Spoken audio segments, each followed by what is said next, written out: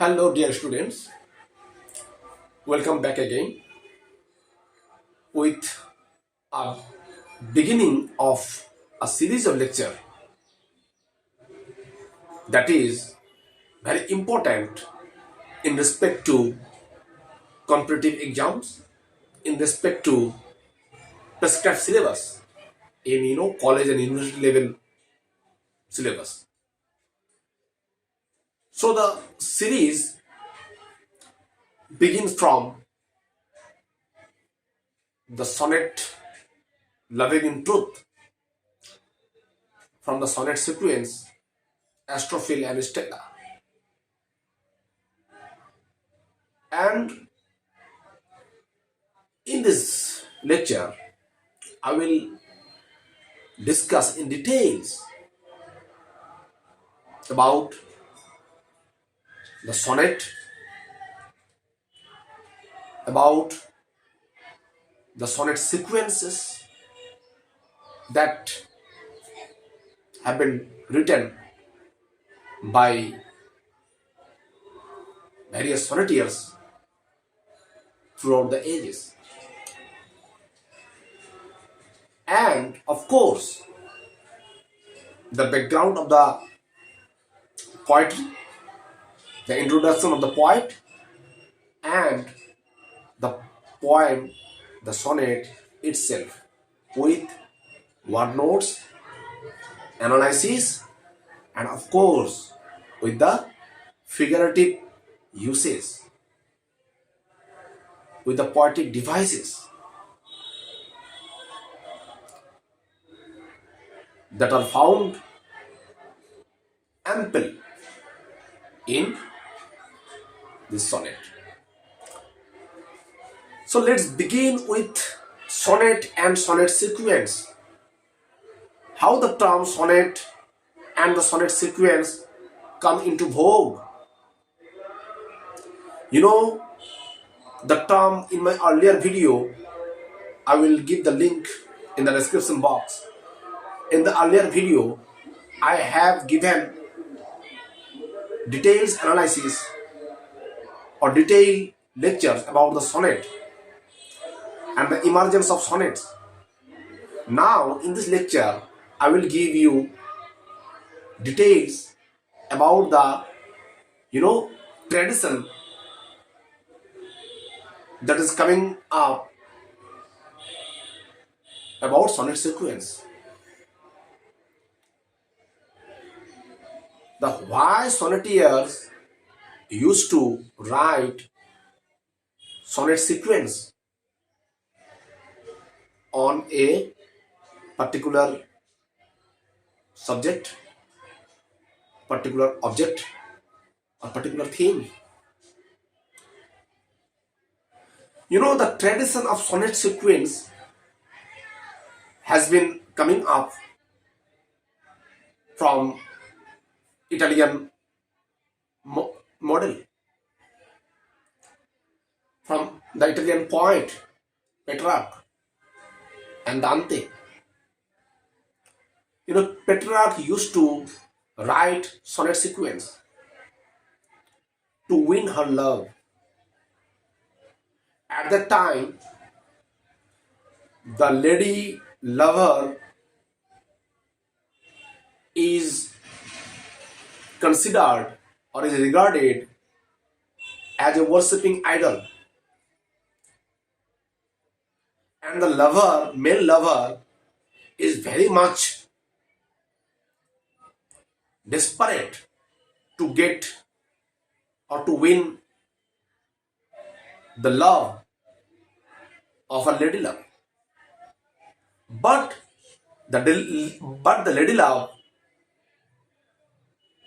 doesn't show any interest to the feeling, to the emotions of her lover.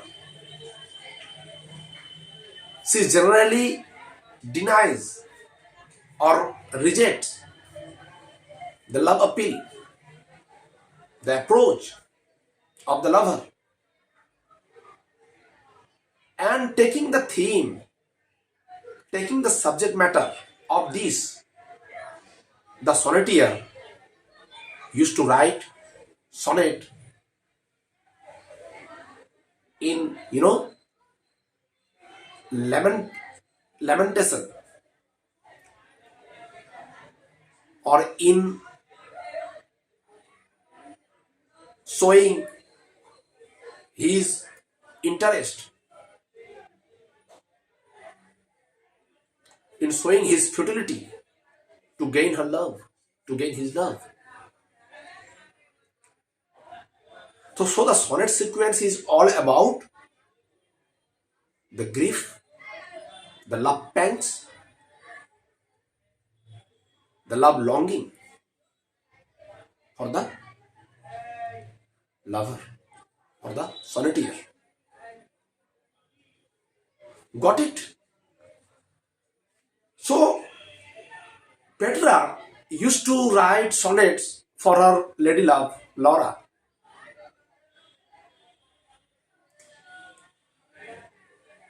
In her sonnet sequence, 366 rhymes.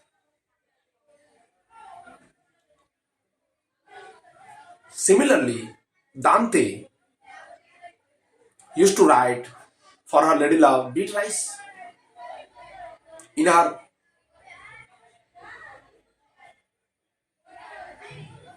Pro Vita Nova, something like that. I can't recollect the exact name. It is Suo Vita Nova or Pro Vita Nova. Alright? So Petrarch for Laura, Dante for Beatrice, and what? So from the Italian model, the English Sonneteers, what and Surrey, all of Henry Howard. So both the sonneteers used to write sonnets, but not in sonnet sequence. They took the model of the Italian sonnets, Italian sonneteers, but they slightly varies, and they used to write sonnets about autobiographical, annotations about beauty, love, and some natural objects. So the Surrey or Henry Howard used to write sonnets for her lady love, for his lady love, Geraldine.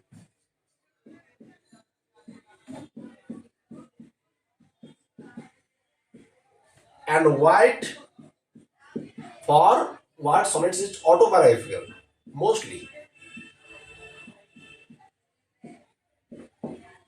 You got it, na? So from White and Surrey, their followers, who? Shakespeare? No. Before Shakespeare, there were famous sonneteers of Elizabethan era. The famous sonneteer, the famous poet of this poem, Loving in Truth, Sir Philip Sidney. Sidney used to write sonnets for whom? For his lady love, Penelope. Penelope difference. And after Sidney, his contemporary, and his admirer, who? Edmund Spenser, used to write sonnets for his lady love, Boyle, Elizabeth Boyle, and their love affair was successful and converted into marriage ceremony. And so he writes, the marriage ceremonial poem, Epithalamio. But Sydney's love for her lady love, Penelope, was a failure one. And she and he used to write sonnet in memorizing her, gestures, her nuances, her characters. After, Spencer, Sydney, their, followers, Shakespeare used to write sonnet for, you know, a triangle love affair, you know, something cryptic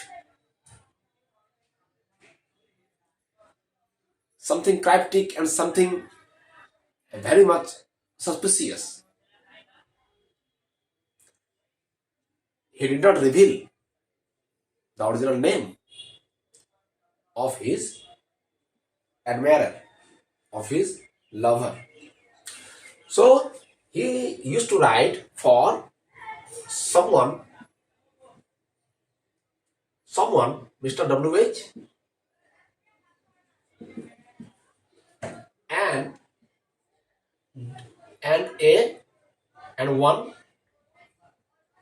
dark lady. You know the sonnet sequence? These all are sonnet sequences. Petrarch for Laura, sonnet sequence. Dante for Beatrice. Sonnet sequence, it is 366 rhyme, I think. It is Vita Nuova Geraldine. It is, I think, sorry, for Geraldine. It is, I can't, remember exactly. White, it is autobiographical, but Surrey and White, total miscellany. Totals miscellany. So their sonnets and their poetry were published in Totals Miscellany volume. Publisher. Sydney, Astrophil Estola, Astrophil and Stella. Spencer, his sonnet sequence is Amoretti. And Shakespeare sonnet sequence is called, Shakespearean sonnet, and for WH and one dark lady. It is published in Quarto in 1609. All right. So these are the sonneteers who used to write sonnets in grief or for longing of her lady love. And in the Elizabethan era, the lady love used to, you know, have a vain, arrogance, a vain prize, and they used to reject their lovers, irrespective of how deeper their lover love them. And this is what called courtly love, you know. And courtly love, these poets used to be a courtier, like Philip Sidney is a courtier. Spencer is also a courtier, and their love or is termed as courtly love. So let's begin with Sir Philip Sidney. You know, today's topic is all about Sir Philip Sidney's Lady Love, Penelope Difference, and his sonnet sequence, Astrophel and Stella. So Astrophel and Stella is all about a sonnet of 108 sonnets and 11 songs, all about his ladylove, Penelope Devereux, and he unveils his ladylove Penelope after 35 or 40 sonnets. Before 35 or sonnets, 1 to 35 or 1 to 30 sonnets, he used to keep his readers in vague about the lady. Who is the lady? One has to read all the sonnets or up to the 40, 40th or 50th sonnets to identify his lady love, that is Penelope. All right. So we assume, from the sonnet number 1, that the lady love is none other than his admirer, his beloved Penelope. And this sonnet sequence is all about his longing, his vain efforts to win his lover, Penelope. Because we all know that Penelope is ultimately married to one Lord Reach, and all of the Elizabethan era, rejecting Sir Philip Sidney. And Sir Philip Sidney, in grief her lover's memory, reminiscence, he write down these sonnets, and he tried to put the message, tried to put his desperateness in all his sonnets of the sonnet sequence. He tries to attract the attention of his lady love through the sonnets, and in loving truth, this desperateness is exposed, is seen. Before coming to the point, loving truth, we should have some intro about, Sir Philip Sidney. Sir Philip Sidney was a poet, a courtier, a scholar, and an erudite person of the Elizabethan era. He, though, was poor by birth, but by dint of his education, by dint of his erudition, he comes into the limelight and becomes a minister of parliament from his birthplace, Kent, in 1581. And later, at that time, soldiering was a very much, sublime kind of work, and very praiseworthy work. And later, when, in Elizabethan era, the explorations, the voyages, the invasions was happening occasionally, making the war of Anglo-Spanish. So he becomes a soldier and participate in the war against Spain while supporting Netherlands. So in war, The 1588, the famous 1588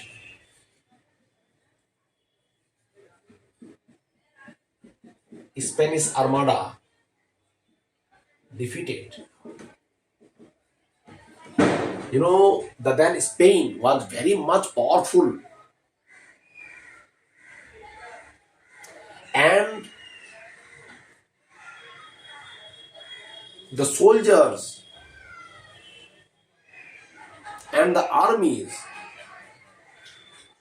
were double than the Elizabethan or soldiers and armies.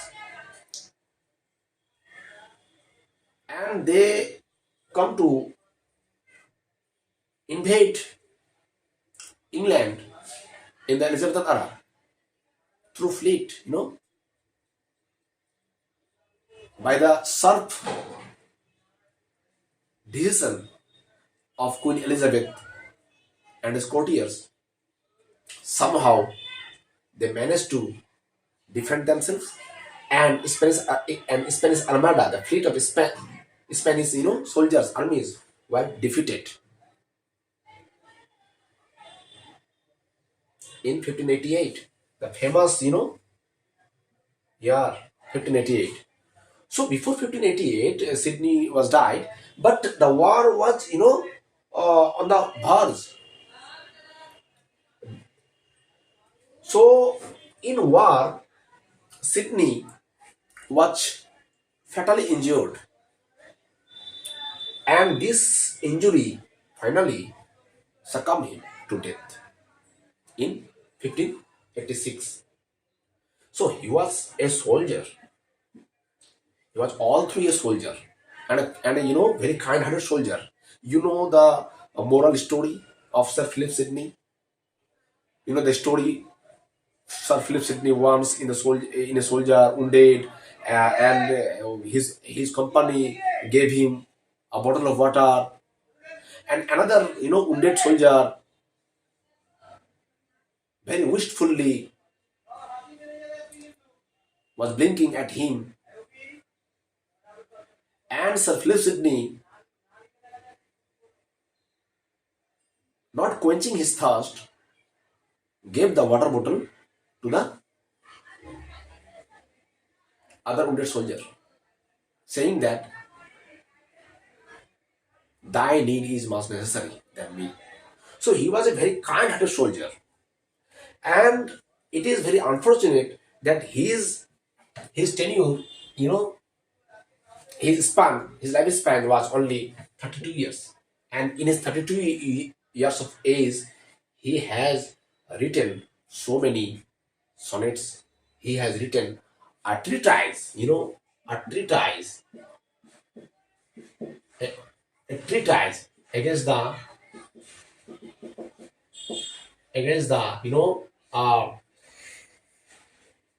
blame against the blame of Stephen Gosson. So Stephen Gosson was bantering the points for their lies, for their false writing, and Sir Philip Sidney took the charge of defending poets and poetry, and he wrote the treatise. The critically right. The poets are the most influential, people in the world, and he categorized poetry in three categories. One is religious poem, philosophical, and three is imaginative. So he categorized the poetry into three categories: religious, philosophical, and imaginative. And he was the person who derives thoughts and theories from the Greco-Roman era, from the Greco-Roman entirety.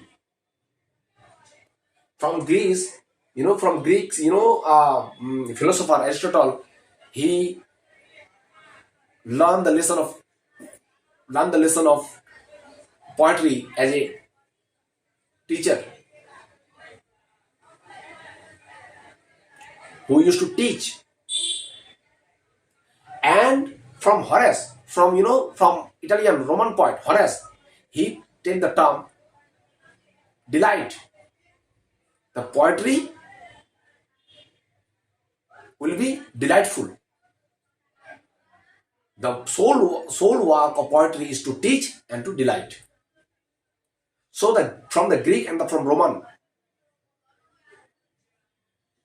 theories, he combined the theories in his poetry. And his poetry, his main purpose of his writing is to teach and to delight the readers. So this is all about the background of the poet Sir Philip Sidney, of his sonnet sequence, Astrophel and Stella, and the thoughts, all philosophy behind the writing of his sonnet sequence and how the sonnet sequence emerged out. I was about to explain the whole point, but I have to stop here because it will be so long if I explain the point. Because the poem itself is a much more provocative, full of implicative poem, and need fresh reading. So I will discuss in details, in analytical way of the poem in our next lecture. Till then, keep watching. Thank you.